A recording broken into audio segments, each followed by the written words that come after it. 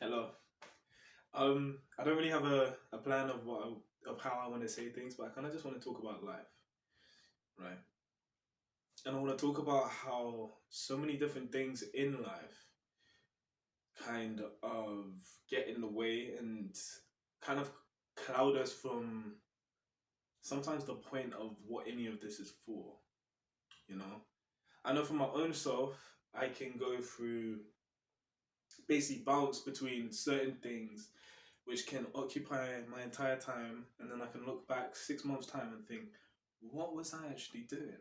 Like, what did I gain? What did I actually persevere in? And these things are social media. Can spend countless times on social media. You know, when you're like, you have a quick moment, you don't know what to do. You're like, you look for your phone, you're like, okay, I can go on my phone and do all that stuff. And you get wrapped into ideas, and from social media so many things come, it can re-divert you to looking for different kind of vices, looking at other people and being like, oh no, I'm not doing that, I'm not getting as much as that, looking at people you find beautiful and like, oh, I'm not finding people like that, blah blah blah. Different messages, people wanting different things from you. So many things can come from social media, and I feel like if it's not regulated in a way, it can be an amazing tool, don't get me wrong. But if it's not regulated in a very specific way, it is literally built around the fact that it wants you to spend all your time on it, which clearly isn't that productive. If you just spend all your time on social media, what are you doing? But when they were building these things like Facebook, Instagram, Twitter, they literally studied gambling techniques to see, not techniques, but like casino techniques used to keep people there and keep people addicted. The sounds, all of that. It's literally the people in these places who create this stuff. They're humans, right? So all they need to do is understand what will get them to stay on, and they know how to kind of exploit certain things to make humans pay attention and lock in. This is the same for everyone. So social media is one thing for me. Another thing is video games. I love video games. I bang. Last year when Warzone came out, I smashed that out. Me and my boys used to jump on and just have the most games. I kill hundreds of hours. To someone who doesn't play video games, hearing hundreds of hours seems like, well, that's a big set. Hundreds of hours. Anyone who plays video games knows what I'm talking about. You can lose yourself in that. And it's like the way video games are set up, they are built around a reward system. They get you jacked up, all that, serotonin and I forgot the other name for it, but it's like the reward system in the brain, right?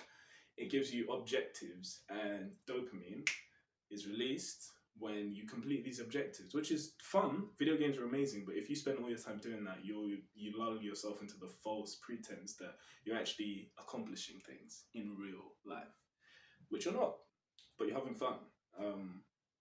But again, excessive amounts, you can do that for ages. Another one was smoking.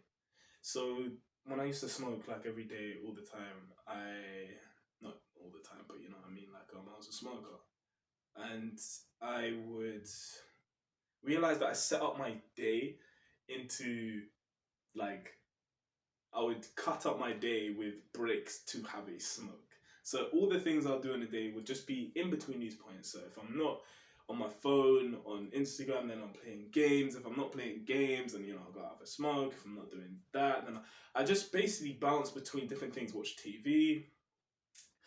And I realized that once your mind gets bored with one, you can switch to another and you can get the same enjoyment out of. So you can just be bouncing back and forth between things that don't actually, I don't know, nourish your soul, that don't actually persevere, um, push you and allow you to persevere in a way that is like ideal. The things I want to do, I want to write. Understand? I want to make plays, I want to make songs, I make music, I want to do this creative stuff. But to do that, I have to do it. So I feel like one thing that's really helped me, and it's a current ongoing thing, is like going outside. Going outside is a huge one. So instead of playing games, instead of chilling, instead of on my phone, I go out and play. Like I go out on walks, and I allow my mind to just do its thing. I spend more time, more of my focus, feeling my body, all my senses, my hearing and stuff like that. And the more that I stay cemented in that place, the more I feel present, and the more I realize that there is more than enough. Um, there's more than enough to do by doing nothing. Like life is constantly moving. I can feel my body. I can feel, hear things. Life, the world is the thing. Social media and video games, all these kind of extra activities that we use only work because life, real life, is actually the shit. Is actually the shit. All this other type of stuff, they just compartmentalize the authenticity that life brings, and make it easier to absorb. You know, social media. That's why they say nothing's as good in real life as it is on social media. Yeah, you're right. It's better.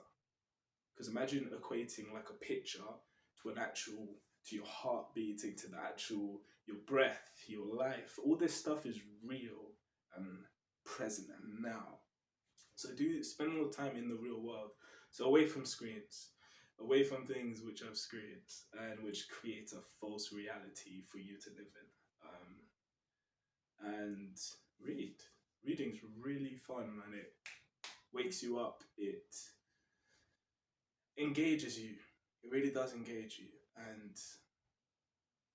it inspires me to want to do more writing and reading. So yeah, basically I'm just talking about how it's very easy, if you're not aware, to live your entire life doing something that you isn't really progressive.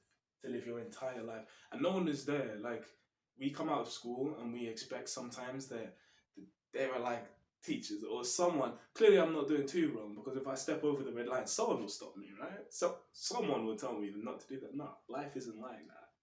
You can. Life will allow you. The universe will allow you to walk down that corridor, knowing that that's not the right corridor for you, if that's what you choose. It's all about choice, and that's the biggest kick in the teeth. But it's also the biggest empowering thing, because it's like you have the power. You know, like, you make excuses for yourself all day long. I make excuses for myself all day long. You know, but ultimately, when I've and through this lockdown, I've had moments of that, seeing change, seeing that the only thing that holds me back is my own willpower. So if I genuinely want to do something amazing, the first thing is to remove the things which prevent that from happening. Just remove them. And from there, perhaps if you remove the things that do not serve you, all that's left are the things that do serve you. So I wish you guys the best. I wish you all the love in the world, and the ability that every day when you wake up, you're just present and you're just living, because life doesn't last forever, but boy, what an experience it is.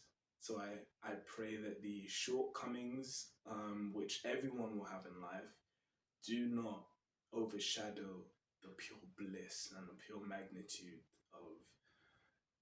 of amazing experiences which life has in store for you. Thanks.